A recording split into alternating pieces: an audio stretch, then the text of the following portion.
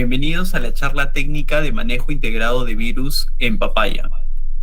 Quiero presentarles a la licenciada en biología Ana Gabriel Robles, quien es la encargada de desarrollo de negocios y de marketing de Semillas del Caribe.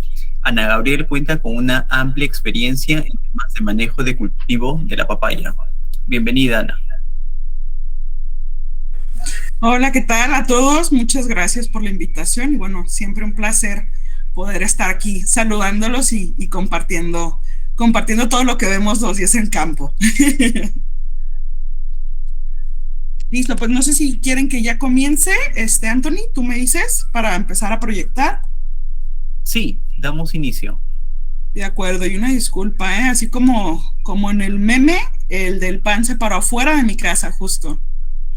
Pero bueno, espero que no interrumpa.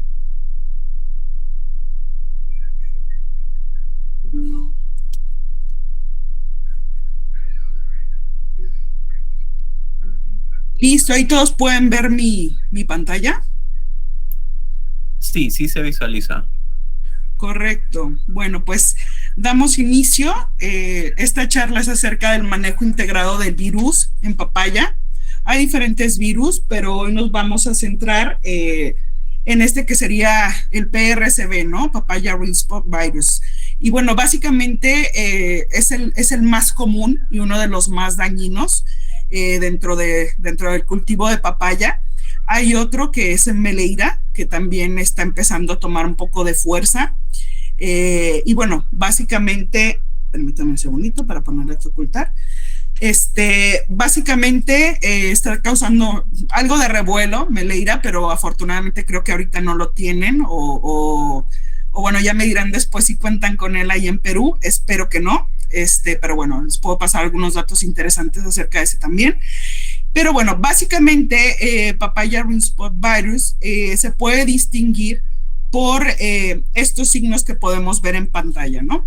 El primero sería generalmente ocurre en el cogollo y es básicamente una deformación, una atrofia en el cogollo o en el ápice de crecimiento de la planta, también con algunas deformaciones foliares, básicamente lo podemos ver, muchas veces se llega a confundir, a lo mejor con el uso o intoxicación de herbicidas, o incluso también con algún ataque de plagas, como en este caso sería el ácaro blanco o el ácaro cristalino. Pero bueno, más adelantito les voy a dar algunos tips para poderlo ver. Esto generalmente pasa cuando estamos en una etapa vegetativa, ¿no? Porque cuando ya estamos en una etapa generativa, cuando ya tenemos un fruto, podemos ver la siguiente fotografía, que precisamente sería el anillado en el fruto, ¿no?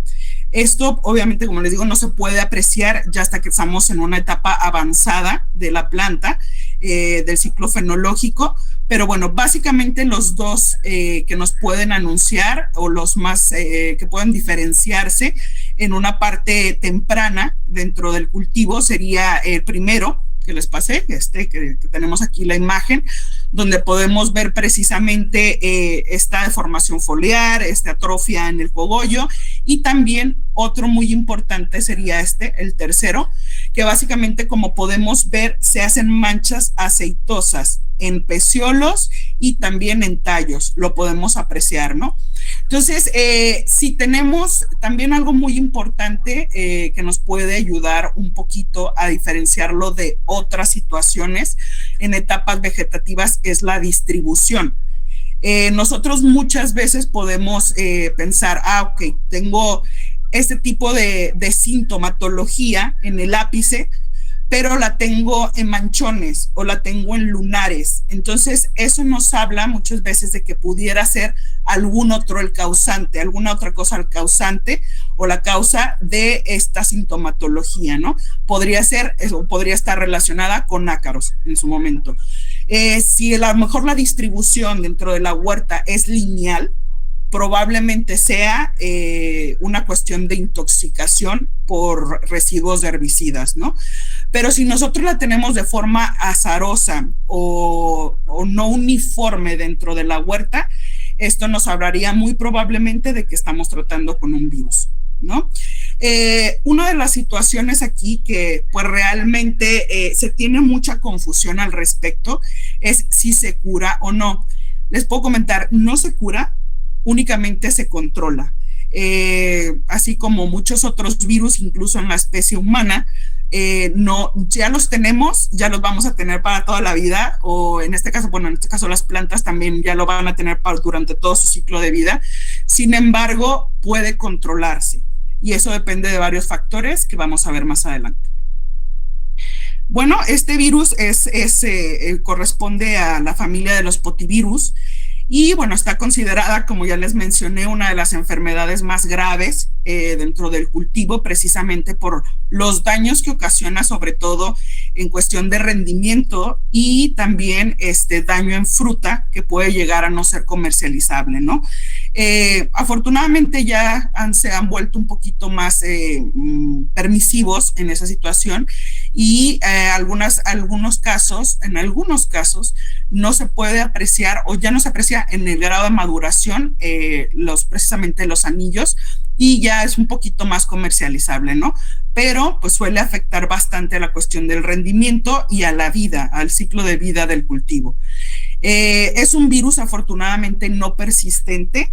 Esto se transmite por 20 diferentes especies de pulgones, hasta ahorita se ha registrado. También, bueno, se menciona que probablemente haya otros vectores aparte del pulgón, pero bueno, realmente eso ya estamos hablando a lo mejor de chupadores, de otros chupadores como podrían ser las chicharritas. Sin embargo, se tiene como el principal. Y ¿qué queremos decir cuando decimos no persistente? Afortunadamente es cuando el virus no entra al aparato digestivo del vector, en este caso del ácaro, ¿no? Básicamente lo que pasa es que cuando pica o sí, bueno, introduce su aparato bucal, realmente lo colecta, sin embargo, lo continúa teniendo en el aparato, no se introduce ni se reproduce dentro del vector, entonces únicamente va, pica, lo tiene y cuando vuelve a alimentarse de otra planta y es cuando puede transmitirlo, ¿no? Es por eso que de repente no es tan común que una huerta se llene de virus a menos de que realmente haya una presión muy fuerte y no haya un control adecuado del vector. Puede transmitirse también mecánicamente. Esa es otra de las razones por las cuales podemos a veces observar huertas llenas y es básicamente porque no se tiene un control ni una sanitización de herramientas o equipos dentro de las huertas, ¿no? Esto es, vamos hablando de a lo mejor los que cortan, los deshojadores, ¿no? Van cortando hojas con el mismo machete, no saben si una planta está enferma o no y así lo van dispersando por todo el campo. Incluso a lo mejor el uso de tractores o el uso de varillas para aspersiones, todo este tipo de cosas, mientras haya un derramamiento o una salida de savia en la cual la planta pueda diseminarlo, o sea, o nosotros podamos diseminarlo, pues bueno, esta transmisión va a ocurrir, ¿no? La mecánica. Entonces sí es muy importante, por ejemplo, lo que se hace dentro de las prácticas de manejo operativo dentro de las huertas es que las primeras personas que entran a la huerta o a los diferentes cuadros es los que les llaman virosos, ¿no? Es la cuadrilla de virosos. Y básicamente estas personas utilizan su machete o lo van utilizando los machetes para hacer una erradicación de las plantas justo antes de que puedan entrar otra cuadrilla a realizar otras actividades, ¿no? Ya sea defoliación, raleo, encalamiento, todo este tipo de cosas. Primero va esta cuadrilla, lo que hace es utilizar sus herramientas para erradicar todas las plantas y ya una vez que están erradicadas se procede a que otros cuadrillas puedan entrar a la misma zona, ¿no? De esta manera se evita que se vaya propagando, a lo mejor de manera mecánica, la enfermedad. Hay dos tipos de variantes, la P y la W. La P la podemos encontrar en cucurbitáceas, por eso no es recomendable poner en tu huerta, por ejemplo, sandías. He platicado algunas veces de alguna experiencia que nos tocó así, sandías enfrente, y bueno, realmente mientras más seguía avanzando la etapa del cultivo, más íbamos nosotros derribando plantas precisamente por esta contaminación, ¿no? Hay algunos factores para poder combatir al vector. Esto debe de ser un manejo integrado, más adelante lo vamos a ver, hay diferentes situaciones que nosotros podemos hacer, pero la principal es precisamente control del vector. Algunas de las cosas que podemos utilizar como herramientas sería, dentro de las químicas obviamente, serían tierras diatomeas, a lo mejor jabones, aceites agrícolas. Con los aceites hay que tener un poco de cuidado, sobre todo en la aplicación a horas de insolación. Realmente esto puede ser perjudicial, sin embargo, si se tienen en bajas concentraciones y en horarios en los cuales la luz del sol no sea tan fuerte o la temperatura, podría resultar, de hecho lo hemos hecho. El acetamiprid, que básicamente son acetamiprid, sería un insecticida para chupadores. El pirimicarb está recomendado específicamente para pulgones, es muy eficiente y nos puede ayudar bastante. Y bueno, el aceite de canela, que el aceite de canela también suele funcionar como un irritante, ¿no? Para las plagas. Aquí hay una lista de insecticidas que realmente se pueden utilizar en el caso de chupadores. Aquí también podemos ver el grupo químico, la actividad, si es de contacto, si es sistémico. Realmente esta sistemicidad no es total, puede ser localizada. Y bueno, básicamente los estadios en los cuales nos puede funcionar cada uno de los productos y el intervalo de seguridad a cosecha, que prácticamente sería lo que nosotros podemos ver para que no tenga ningún residuo en el momento en el que nosotros colectamos para venta o distribución. Aquí es muy importante tener en cuenta el grupo químico, básicamente por la rotación de ingredientes activos, que bueno, eso tiene que ver directamente con la resistencia genética que pueda desarrollar el vector, ¿no? Dentro de la enfermedad es muy importante que nosotros podamos tener en cuenta estos aspectos, que sería el diagnóstico correcto y oportuno. ¿De qué estamos hablando? Precisamente como les comenté en las primeras diapositivas, muchas veces podemos confundirnos con el diagnóstico y hacer aplicaciones que no son necesarias en primera, o incluso permitir que la enfermedad siga avanzando y, bueno, tengamos ahí la fuente de inóculo, ¿no? El diagnóstico oportuno nos puede ayudar precisamente a combatir la enfermedad y a controlarla dentro de nuestra huerta.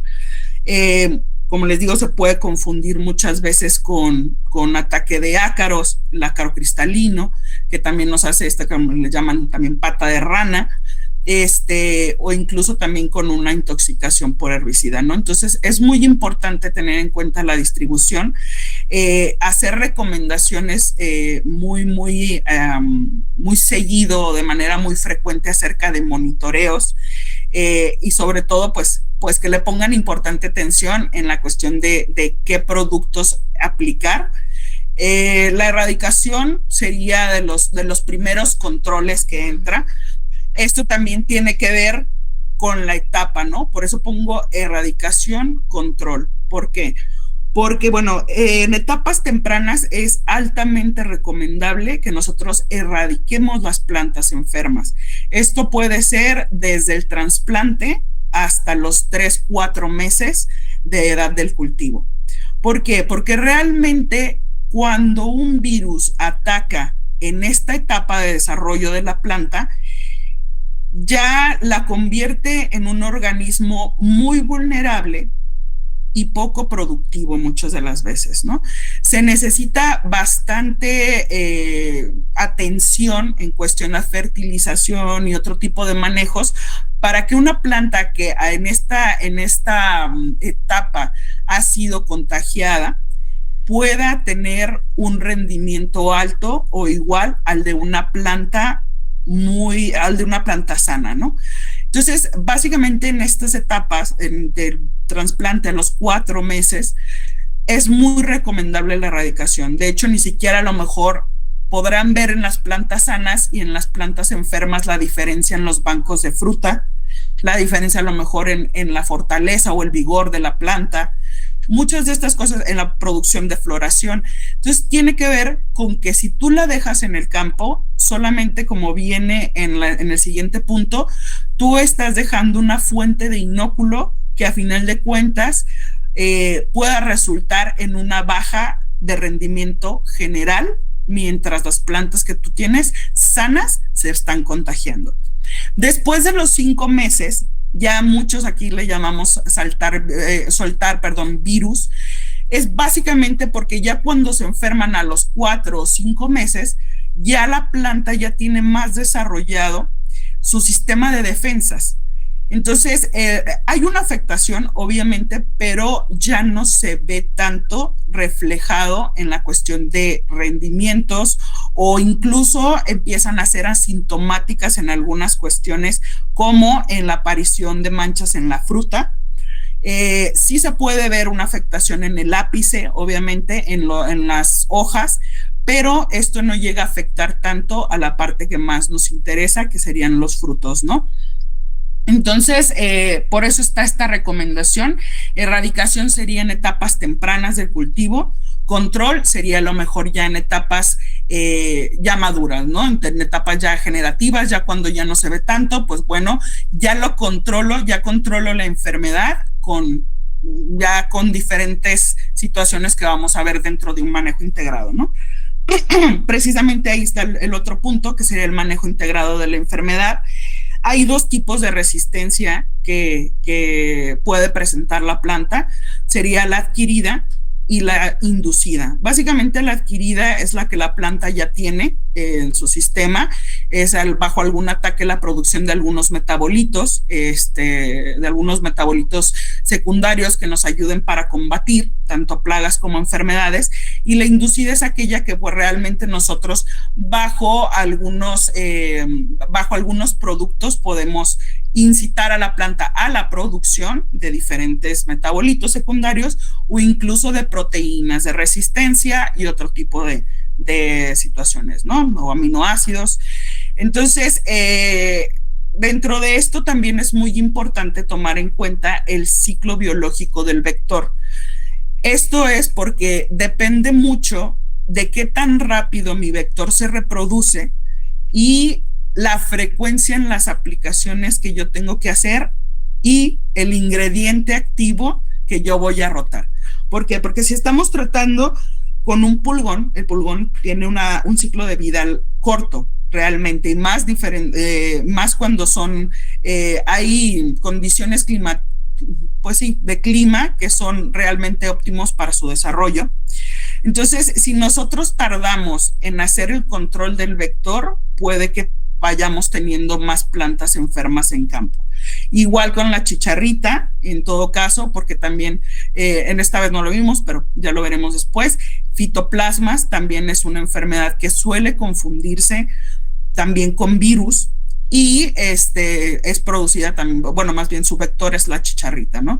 Entonces, nosotros tenemos que tener en cuenta que aunque a lo mejor sea difícil de manera operativa, se deben de hacer aplicaciones constantes cuando nosotros tenemos este tipo de problemática, ¿no? Ya sea, de hecho, cuando se dice que en las enfermedades causadas por vectores hay tolerancia cero. Eso quiere decir que no debes de tener ni un solo bicho o vector dentro de la huerta, ¿no? Sabemos que esto es imposible. Sin embargo, eso habla de la urgencia en el control del vector y lo que se requiere, ¿no? La cobertura es algo también muy importante dentro del control del vector, incluso para otras enfermedades. Aquí pongo algunas imágenes que representan básicamente esta situación de cuando uno aplica, pero realmente no sabe si está controlando o no. Y es súper importante, es el objetivo. Nosotros estamos haciendo aplicaciones para controlar una enfermedad o para nutrir el cultivo, para controlar una plaga. Entonces, la cobertura es algo esencial. Aquí estas fotografías las tomé en otro cultivo, básicamente, pero ellos tenían un carrito que habían traído de Europa y último modelo, ¿no? Como digamos aquí, con muchísimas boquillas de aspersión, todo eso, pero realmente tenían la cobertura de la primer foto, la podemos ver, pusimos tiras hidrosensibles y ellos decían, bueno, es que realmente estamos aplicando todo, estamos aplicando cada cuarto día, porque tenía un problema muy fuerte, pero no estamos controlando. Entonces, ya con las tiras hidrosensibles nos dimos cuenta de que realmente no tenían la cobertura, ¿no? Hicimos cambio de boquillas, hicimos ajuste de gasto de agua, de velocidad de la maquinaria, todo este tipo de cosas hasta lograr una cobertura en la cual en la segunda aplicación nosotros ya no teníamos ningún problema. Ya se había controlado la enfermedad. Entonces, básicamente dentro de las recomendaciones están estos aspectos a considerar porque son de suma importancia, sobre todo con una enfermedad tan importante como es virus PRCD. Algunas de las prácticas, como les digo, no se cura, pero lo que podemos hacer es precisamente mitigar el daño que puede ser causado por virus en el cultivo. Como realmente la base, y eso hasta es homólogo con nosotros, es una nutrición balanceada. Nosotros tenemos que darle a las plantas lo que necesitan para que puedan mover toda su maquinaria y estar listas, ¿no? Para cualquier cosa que acontezca. Entonces, una nutrición balanceada se podría decir que es como la punta de la pirámide, ¿no? Perdón, la base de la pirámide. Realmente es lo que necesitamos tener para que la planta pueda defenderse. También, ¿qué podemos hacer? Aportación de microelementos. Hay algunos microelementos que están relacionados directamente con el sistema de resistencia de la planta o de inducción de defensa de la planta. Y estos microelementos serían el selenio, el boro, el cobre, el manganeso, el zinc y el silicio. Básicamente aquí me hizo falta uno, pero ese es magno, sería el calcio. No sé cómo sea la dinámica, si vamos porque escuché como que alguien levantó la manita.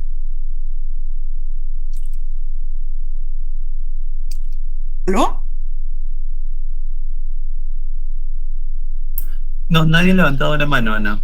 Ah, Más perdón. bien, sí. Perdón, Justo les escribí por el chat y para todos los asistentes, si es que tienen algunas preguntas, pueden levantar la manito y hacer las preguntas.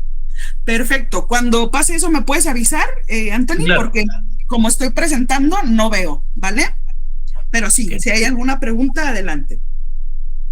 De hecho, hay algunos reportes que el selenio mezclado con manganeso y con cobre ha tenido muy buenos efectos con virus en tomate, ¿no?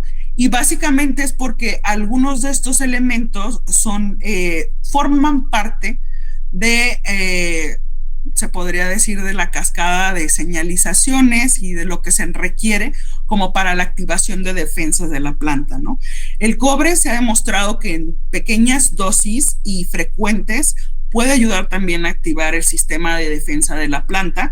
Aparte, pues que sabemos que el cobre tiene un uso muy, muy, muy amplio y general, es de amplio espectro, así tal cual, contra bacterias y hongos, ¿no? Entonces, no solamente para eso, sino para otras cosas más también nos puede ayudar.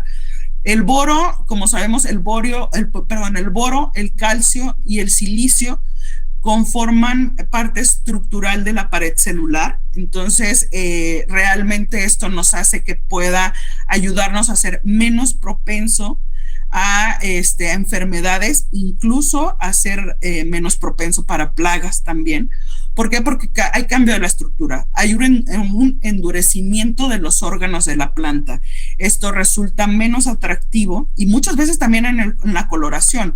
No sé si ustedes lo han visto, pero realmente cuando una planta está bien nutrida en calcio, el color cambia, se hace más oscuro. Eso me ha tocado verlo muchísimas veces. Y bueno, básicamente he observado que cuando se tiene este tipo de nutrición y está bien balanceada, podemos tener órganos más fuertes, hay menos incidencia de enfermedades y hay menos incidencia de plagas también.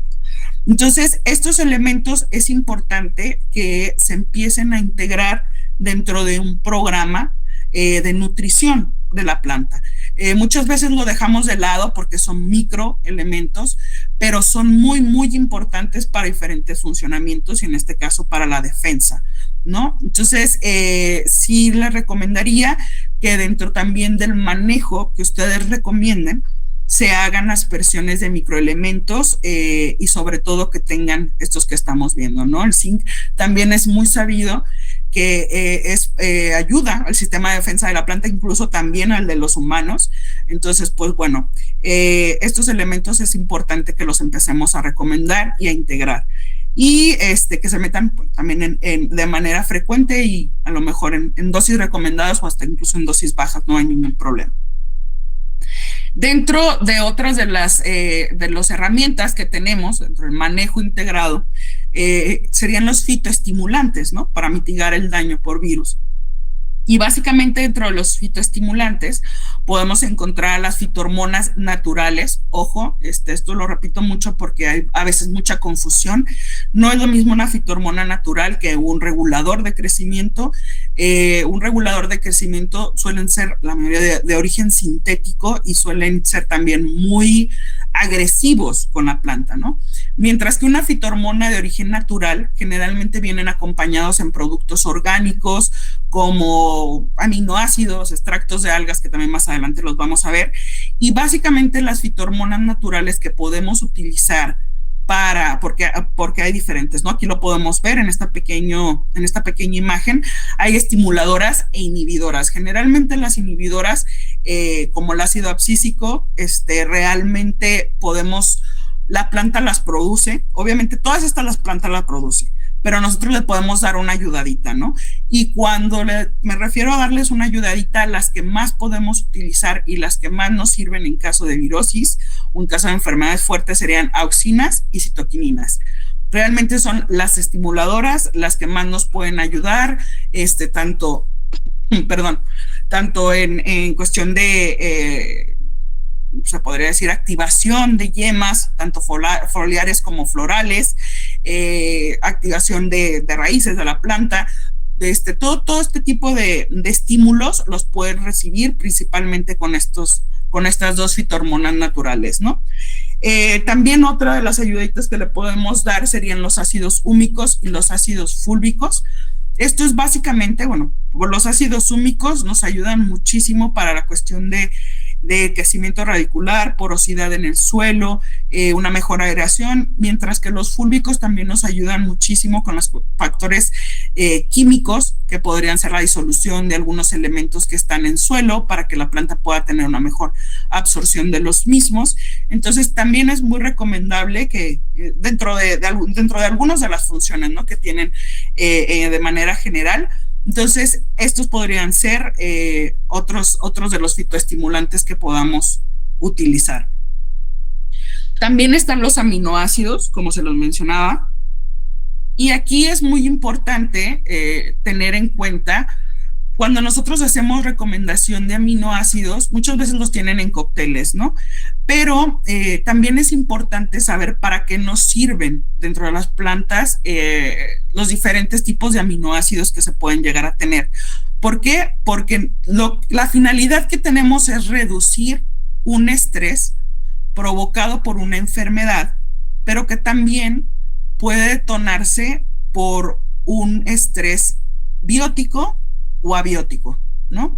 Entonces, la enfermedad ya la tiene. Nosotros le vamos a ayudar a esa planta a que sea menos su nivel de estrés para que pueda sintetizar lo que necesita, para que pueda hacer flores, hacer frutos, crecer, tener un ciclo de vida más largo.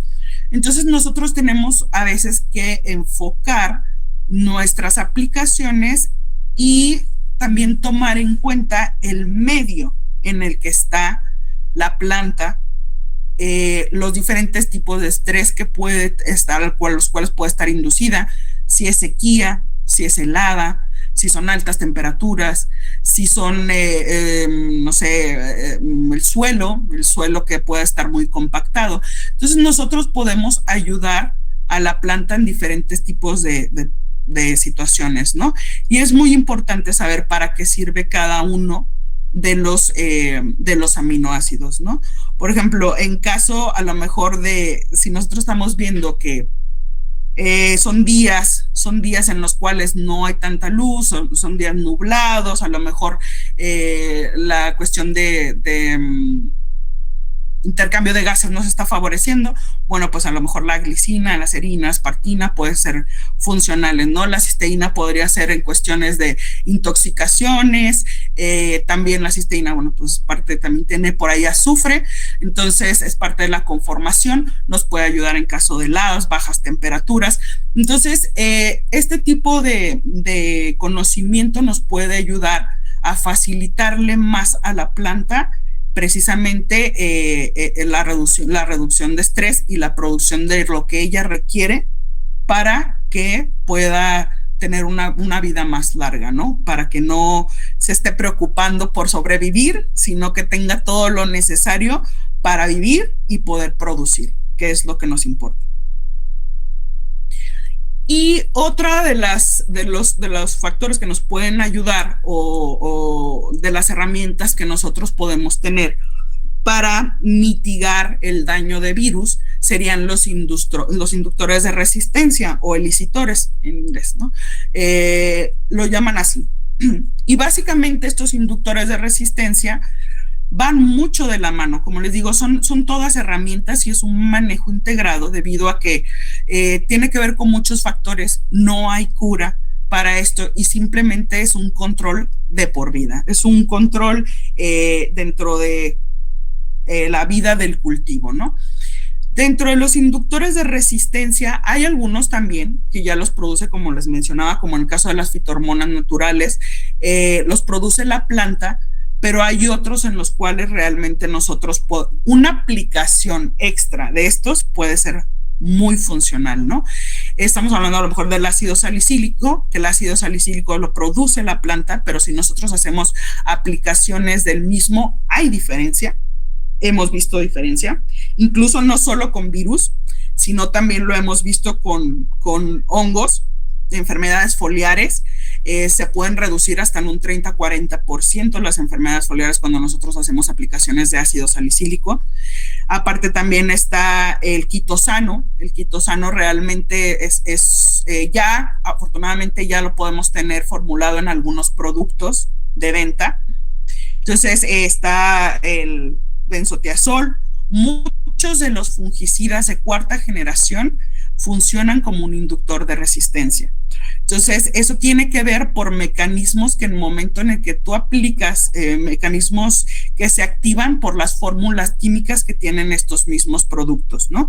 Entonces, muchos de los fungicidas, el propiconazol, por ejemplo, propiconazol es uno de los fungicidas de cuarta generación que realmente nos pueden ayudar como un inductor de resistencia, incluso para la producción, como viene aquí a un lado, de fitoalexinas. También las fitoalexinas son un inductor de resistencia. El acibenzolar S-metil es otro de los inductores de resistencia. Los fosfitos también nos ayudan muchísimo para este tipo de enfermedades, para mitigar los virus y otras enfermedades también. Entonces, es muy importante que, como les digo, no solamente este manejo está muy bien recomendado para virosis, sino que nos ayuda a reducir el hecho de integrar todas estas herramientas y hacer un manejo, nos ayuda a reducir incluso otras enfermedades, ¿no? Y también nos ayuda a que sea menos atractiva la planta para plagas. El fosfetilaluminio, por ejemplo, yo lo recomiendo mucho, o los fosfitos, cuando nosotros también tenemos problemas de fitóptora en suelo. Cuando nosotros tenemos el fosfetilaluminio, bueno, los fosfitos y el fosfetilaluminio son de los únicos fungicidas que sí tienen realmente movimiento sistémico total. O sea, yo lo puedo aplicar, pues, a corpétalo y basipétalo. Yo lo puedo aplicar en la raíz y se va al ápice. Yo lo puedo aplicar en el ápice y se va a la raíz, ¿no? Pero de todas maneras, cuando tenemos a lo mejor otro problema como Pythium, que podría ser el Damping Off, o tenemos problema de Phytophthora, otros patógenos en suelo, lo recomendado es hacer drench, o sea, manejar aspersión a la pata, se podría decir, básicamente porque nos ayuda a reducir el nivel o la población de patógenos en suelo, pero aparte es móvil dentro de la planta. Entonces, como les digo, puede ayudarnos a diferentes, no solamente a virus, sino con otras enfermedades. Son diferentes herramientas que nos pueden ayudar tal cual, ¿no? También el carbonato de metilo, bueno, el carbonato de metilo básicamente también lo produce la planta y es cuando tiene algún tipo de, se podría decir, ataque herbívoro y lo usa como método de defensa, ¿no? Y bueno, hay algunos otros, básicamente aquí hay una lista y en diferentes cultivos los resultados que han tenido, pero bueno, esta es otra de las herramientas básicas que podemos nosotros utilizar para disminuir el problema o los daños que pueda ocasionarle los virus al cultivo. Otra de las aplicaciones dentro del manejo integrado, precisamente las que podemos observar acá. La primera imagen, que es esta de acá arriba, podemos ver las barreras físicas. Es muy importante perimetrar nuestra huerta, aislarla un poco de lo que está pasando alrededor y sobre todo cuando hay otras huertas cerca, otros ranchos cerca, otra plantación cerca. Ya sea, llámese curvitáceas, que pueden tener ahí ser hospederas de virus, o incluso papaya también, ¿no? ¿Por qué? Porque realmente a lo mejor esto de ponerlas juntas, incluso cuando en un mismo rancho se ponen en diferentes etapas, precisamente para que en la manera operativa no se les complique tanto y entren todas a cosecha, suele ser muy negativo. ¿Por qué? Porque muchas veces tenemos, como les dije, plantas enfermas que están en nuestro cultivo ya grandes, ¿no? Ya tienen, a lo mejor ya están en producción 5 o 6 meses, entonces yo para escalonar operación, pues siembro a un lado, ¿no? Pero tengo muchísimo inóculo, o sea, mucha fuente de inóculo, que realmente esto va a pasar a tu cultivo más joven, ¿no?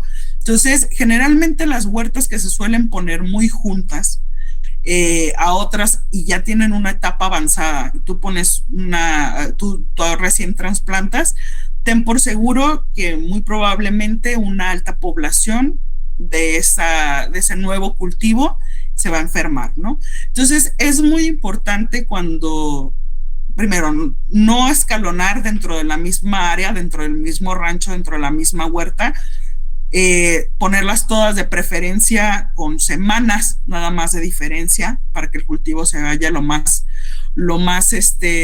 parejo posible.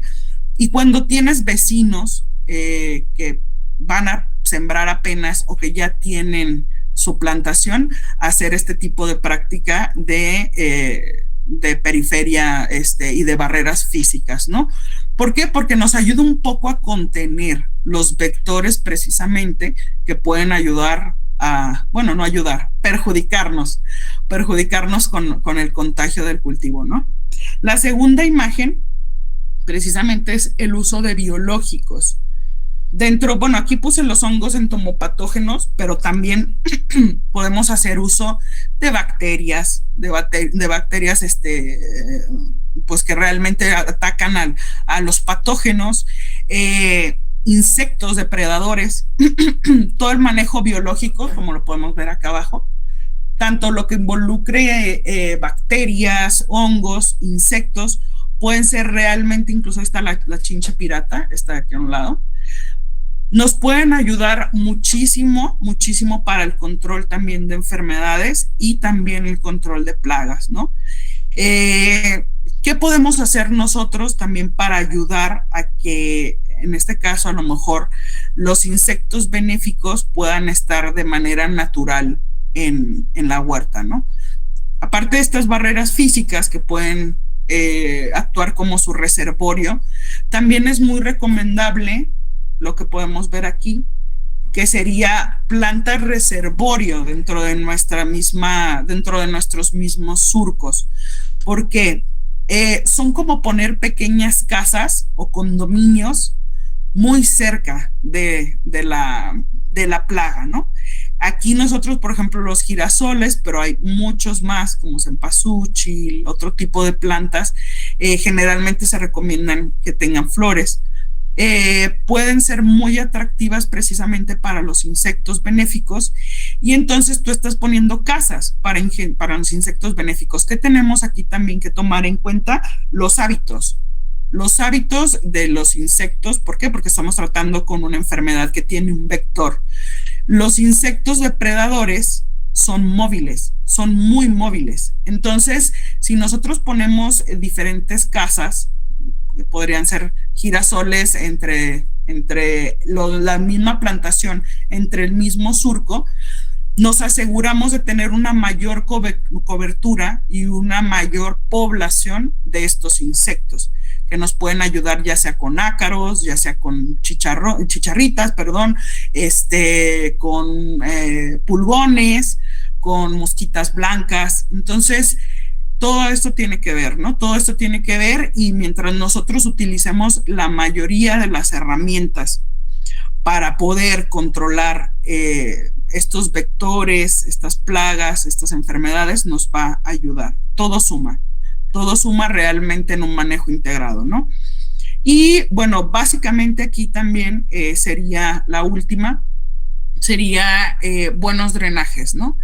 Como les dije, no solamente se trata de reducir el estrés en la planta, o sea, por la enfermedad, sino también tomar en cuenta otros factores que también pueden inducir un estrés, y eso es precisamente la saturación de agua en suelo, ¿no?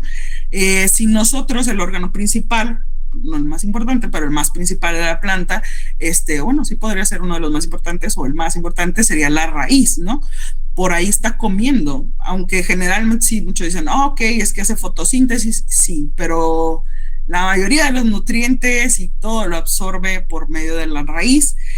Lo demás, pues es una ayuda, como les digo, pero generalmente nosotros debemos de tener buenos drenajes, evitar suelos compactados, evitar alta saturación de agua hídrica en suelo, así como también sequía, ¿no? Entonces, el riego también es una parte muy importante. Yo sé que es una cosa complicada en Perú, no muchos lo utilizan, pero también el hecho de que nosotros podamos hacer una recomendación de riego es muy importante porque también reduce el nivel de estrés que puede generar una sequía y una alta transpiración y otro tipo de factores, ¿no? Entonces, el agua también es un factor que nos puede ayudar bastante para evitar el estrés en la planta y con esto, pues la degeneración que pueda tener el ciclo de vida de la planta por la enfermedad inducida por virus, ¿no? Y bueno, básicamente esa es como la presentación. Me fui un poquito rápido, pero pues dejamos ahí tiempo para preguntas o en todo caso, pues si gustan compartir algo, lo podemos ver con gusto.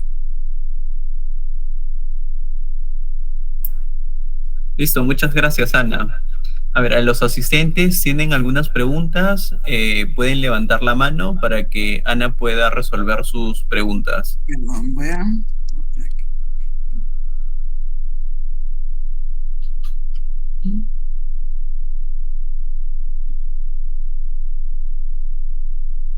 La puedo volver a proyectar en cuanto me comenten, ¿eh?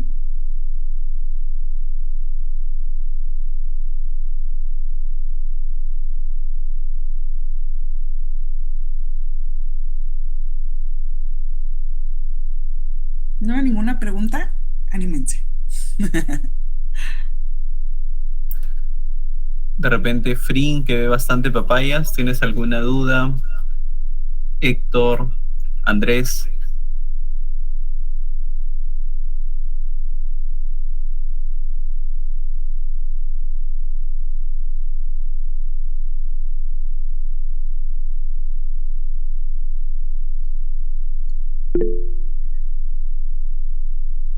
Yo tengo una consulta.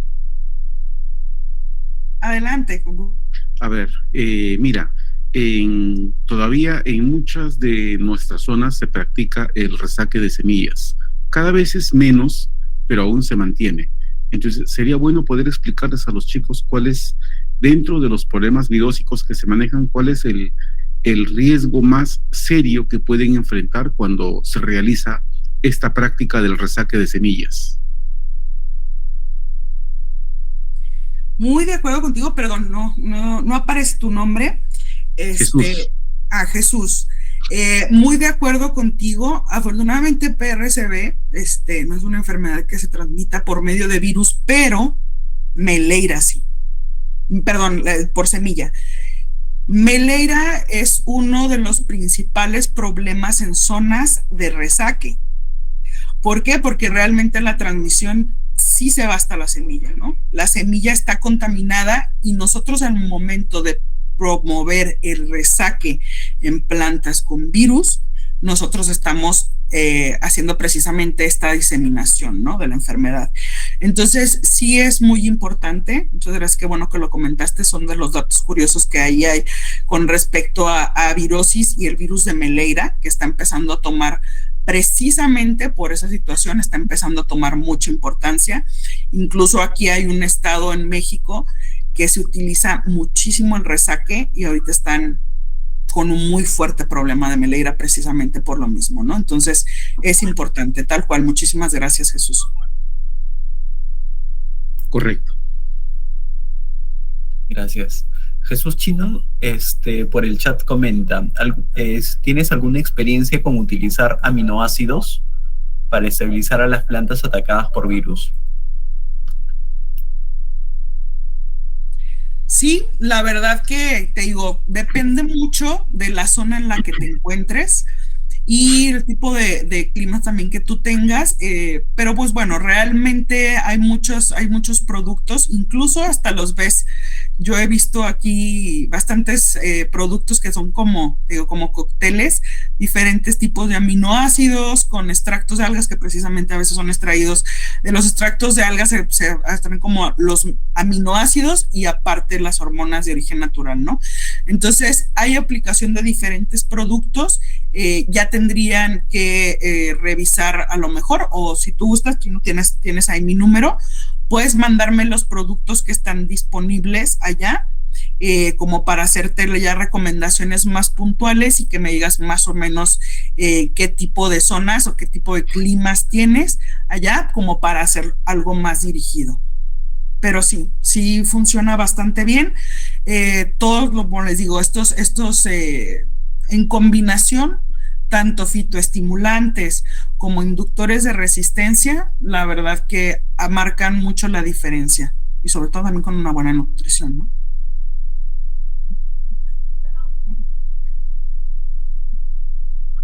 Ana, buenas tardes. Andrés Soto, te saluda. Mira, has dado una serie de recomendaciones en lo que respecta al uso de diversos productos. En realidad, en lo que respecta al asunto del virus, lo que entiendo es que tenemos que hacer prácticamente un manejo nutritivo desde el comienzo, ¿no? Nutricional desde el comienzo. Nos has hablado de bioestimulantes, de inductores de defensa, microelementos, extractos de algas marinas. Entonces, pero más o menos, ¿cómo se podría hacer un plan? Imagínate aquí desde que se siembra la papaya hasta que llega la cosecha, son, si no me equivoco, unos 7 meses desde que se trasplanta hasta que se inicia la cosecha. Más o menos, ¿cómo sería un programa de estos, ¿no? Porque, o sea, al final de cuentas no podemos ser reactivos ante el virus, ¿no?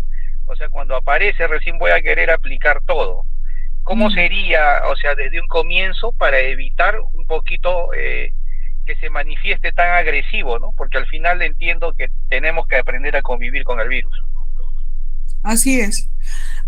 Bueno, mira, las recomendaciones serían por lo menos nutrición al inicio, al trasplante, por lo menos que ya se tenga una nutrición de base, ¿no? Ya sea con algún granulado o alguna situación ahí, por lo complicado que o bueno, lo tan poco común o frecuente que se ve la fertirrigación allá. Entonces, lo primero que se recomendaría sería aplicación de fertilizantes granulados en base. Estos básicamente sabemos que están conformados en su mayoría por macros. Ya una vez que se tiene esto, realmente también yo haría la recomendación de una aplicación de un insecticida al trasplante. ¿Para qué? Precisamente porque estamos hablando de vectores. Generalmente lo que se utiliza sería los neonicotinoides, acetamiprid, imidacloprid, que pues realmente tienen un amplio, se podría decir, un amplio rango de cobertura, ¿no? Estamos hablando en días, o sea, realmente te pueden cubrir a lo mejor 15 días, entonces al trasplante podríamos hacer eso. También aplicación de fosfitos. Los fosfitos no tienen ningún tipo de problema. Los fosfitos tú podrías hacerlos junto con a lo mejor microelementos. Estas aplicaciones de fosfitos con microelementos podría recomendarlas cada 15 días, aproximadamente 15 días, un mes, dependiendo también de la operación, de la cuestión del costo, qué tanto esté el productor dispuesto a invertir en esta situación. Ya podría decirse que a los 30, 45 días podríamos iniciar con los fitoestimulantes. ¿Por qué? Porque esos también nos van a ayudar a inducir floración. Entonces, a los 45 días, 30, 45 días del trasplante, nosotros ya podríamos utilizar los fitoestimulantes, que dentro de los fitoestimulantes vimos que estaban algunas fitohormonas de origen natural, estaban los aminoácidos, estaban los ácidos húmicos y los ácidos fúlvicos. Este tipo de aplicaciones de fitoestimulantes también se pueden hacer cada 15, 20 días, un mes. Todo dependiendo de la capacidad que pueda tener el productor, la cuestión operativa, la mano de obra, la inversión. Pero bueno, estas serían las recomendaciones, ¿no? Una vez iniciada la floración, venimos con otro tipo de productos que serían, como ya les dije, los fungicidas de cuarta generación, que también nos pueden ayudar como inductores de resistencia, que también nos pueden ayudar contra otras de las enfermedades más importantes de papaya, que sería antracnosis. Entonces, estas aplicaciones ya es empezando floración. ¿Por qué? Porque realmente cuando nosotros ya tenemos floración, tanto a lo mejor es propensa para contagio, como, les digo, tienen dos usos, ¿no? Estamos protegiéndolo como un fungicida de cuarta generación. Sin embargo, también estos tienen algunos químicos que dentro de la planta pueden inducir la producción de metabolitos secundarios que nos ayudan a la defensa. Entonces, básicamente sería así como nosotros podemos poner al trasplante. Puedes ir poniendo también este tipo de planta reservorio. Obviamente al inicio de la plantación van las barreras físicas. Entonces es conforme vayas avanzando, pero bueno, dentro de las aplicaciones ya más o menos te dije el orden, la frecuencia que podría tener cada uno. Y te digo, es integrarlo al manejo también dentro de los micros, como les decía. Los micros los puedes estar aplicando también 15, 20 días, un mes, como para que te ayude con esta estimulación. Esto lo hacemos acá y ya puedes irle bajando un poquito quizá a las aplicaciones cuando ya tienes tu banco conformado. Ya tienes un banco conformado y ya te vas a dedicar a lo mejor a empezar a cortar, sobre todo porque allá no, bueno, no sé, a diferencia de muchos, pueden ser diferentes zonas, ¿no? Pero aquí, por ejemplo, y en otros muchos lugares cuando se aplica ya el cultivo de papaya como una agricultura intensiva, hay una formación de un banco y ya cuando formas banco empiezas a cosechar y al despunte bajan la fertilización, pero es porque básicamente lo que quieren es la fruta de primera calidad, la fruta que ya formó, que ya esto, entonces bajan fertilización, ya la planta está un poco más fuerte, ya la planta, pero ojo, bajan, no estoy diciendo dejan de fertilizar, ¿no? Entonces es más o menos como se manejan acá. ¿Por qué? Porque la planta, les digo, ya formó un banco, ya está más fuerte, ya a lo mejor el virus no la va a tumbar tan rápido, siguen fertilizando, pero no de esa manera, y ya nada más, si acaso podrías dejar, una vez ya que se formó el banco, podrías dejar productos, obviamente la fertilización de macros no termina, la fertilización de micros pueden ser de manera esporádica, y lo que sí no recomendaría que se dejara sería precisamente los inductores de floración y de cuaje de fruto, fitohormonas naturales. Eso sí recomendaría que se siguiera aplicando para que, bueno, tú ya decidas si continúas creciendo un banco de fruta o ahí te quedas y con ese banco de fruta, ¿no? No sé si más o menos respondí la pregunta o si tengas alguna otra duda. Andrés, ¿verdad?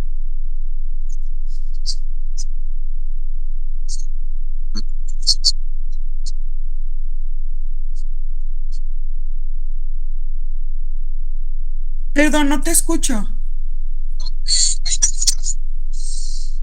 ¿Me escuchas?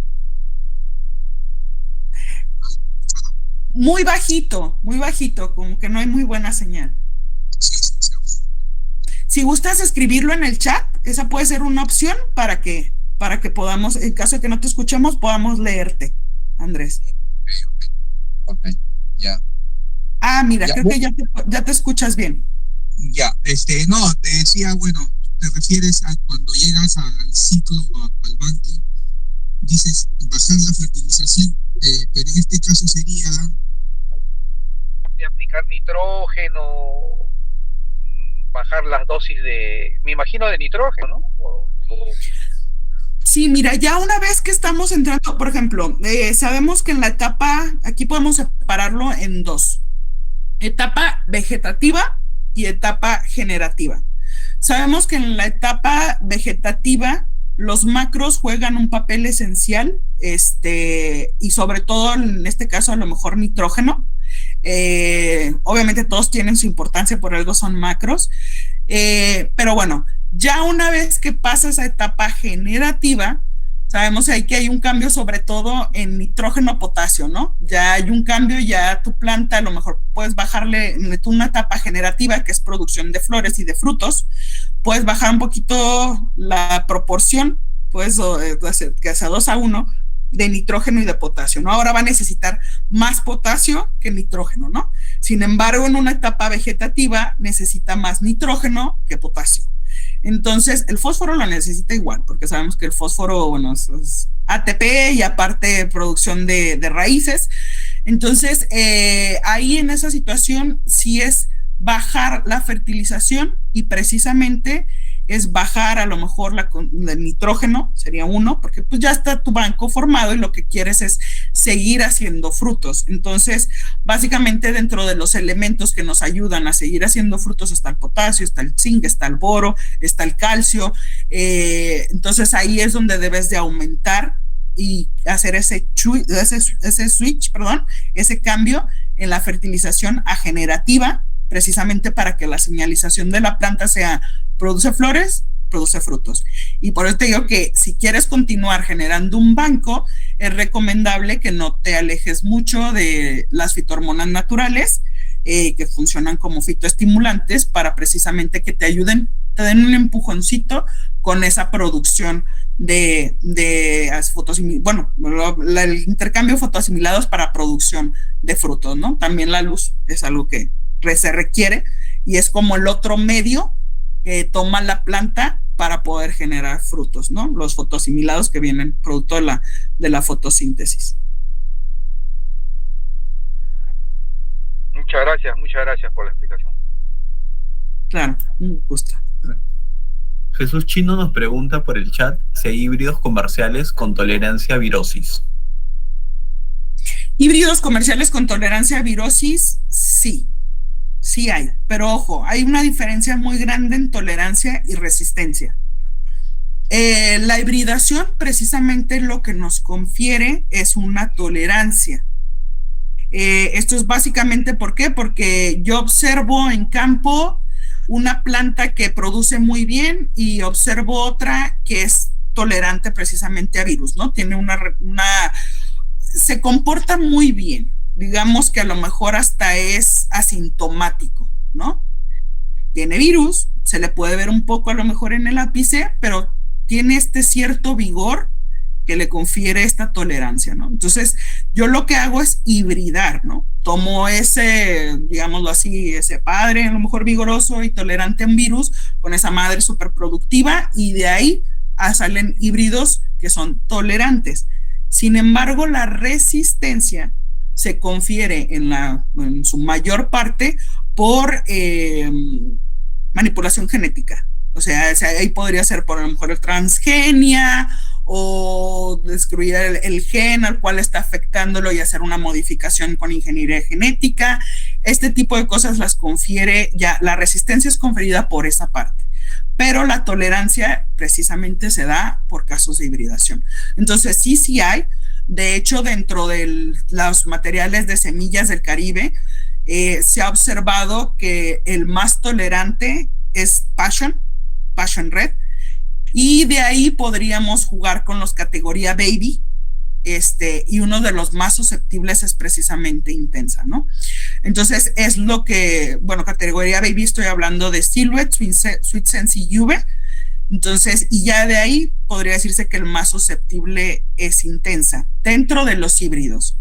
Y por ejemplo, todos los híbridos son más tolerantes que las variedades, hablando por ejemplo del caso de Maradol mulata, que también son otros materiales de semillas del Caribe, pero estos son variedades y no son híbridos, y ya confieren esta genética que es más susceptible a virosis en comparación a las hibridaciones que ya tenemos como Passion Red, Intensa y categoría Baby, ¿no?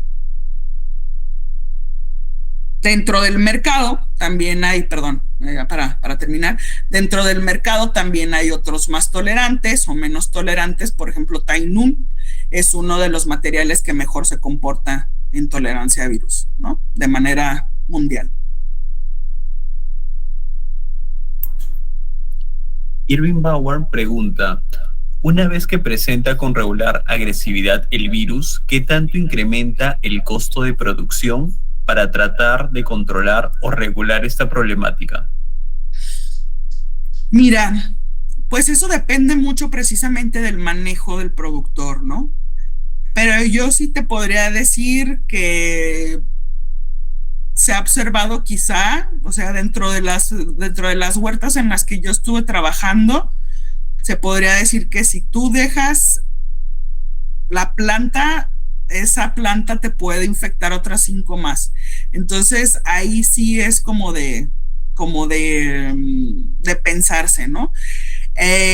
No te puedo decir un porcentaje realmente, porque no se permite, acá no se permite tanto. Sinceramente, prefiere el productor hacer una erradicación de la planta en etapas tempranas a estar solventando los gastos que pudieran ocurrir, porque sí se sabe que son varios, y más que nada porque funciona como una fuente de inóculo. Entonces ellos lo que menos quieren es tener más plantas enfermas en su huerta que bajen el rendimiento. Entonces aquí la mayoría de los productores están haciendo esta erradicación desde trasplante precisamente hasta 4 o 5 meses. Después de eso, les digo, prácticamente ya las plantas, si se llegan a enfermar, no es tan difícil el sobrellevarlas, ni tan costoso el sobrellevarlas, ¿no? Pero si tu huerta, y te lo digo en serio, si tu huerta se llena, o las huertas aquí en México, que es realmente, si tu huerta se llena de virus a los 2 o 3 meses, la tumban toda. Y es verdad, o sea, es de que prefieren tumbarla. ¿Por qué? Porque no sale, como dicen por ahí, no sale la ecuación, el costo-beneficio no da. Entonces, y aparte la fruta, es lo que te digo, no solamente es cuánto vas a invertir en que tu planta produzca, sino la fruta que vas a tener, no es de calidad. Entonces, ese es el dilema, ¿no? Por eso se recomienda. Muchas de las veces, me ha tocado productores allá en Perú y en otras partes del mundo, que dicen, pues realmente Sudamérica y Centroamérica, oye, pero es que pues tiene 10 frutos amarrados. Sí, pero tiene 10 frutos, voltea a ver tu planta sana. ¿Cuántos frutos tiene? ¿15? ¿20? Lo que vas a hacer es que a final de cuentas vas a convertir que otras plantas tengan, que ya están enfermas, tengan en vez de 20 o 15, tengan 10, ¿no? Y eso si lo cuentas a una población de 2,000 plantas, que es aproximadamente la densidad que se recomienda por hectárea, pues imagínate qué tanta afectación no puedes llegar a tener, ¿no?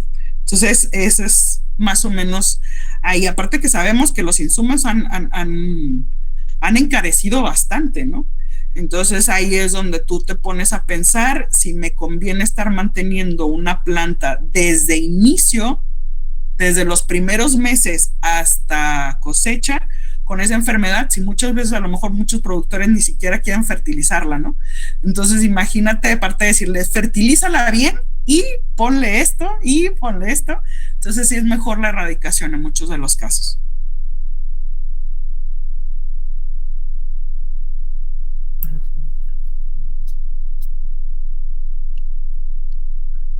Gracias, Ana. No sé si hay alguna u otra pregunta o ya para dar finalizado la charla.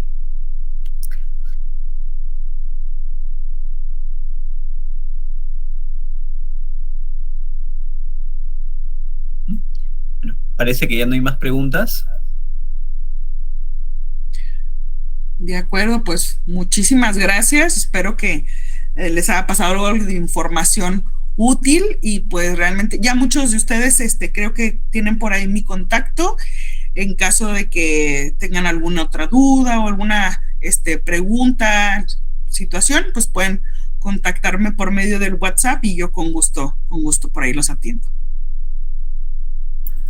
Listo, muchas gracias, Ana. Gracias a todos. Un saludo y un abrazo fuerte hasta Perú. Gracias, que tengas buen día. Nos estamos Hasta viendo luego. pronto. Muchas gracias. Gracias. Gracias, Ana. Chao, excelente día. Gracias, Ana.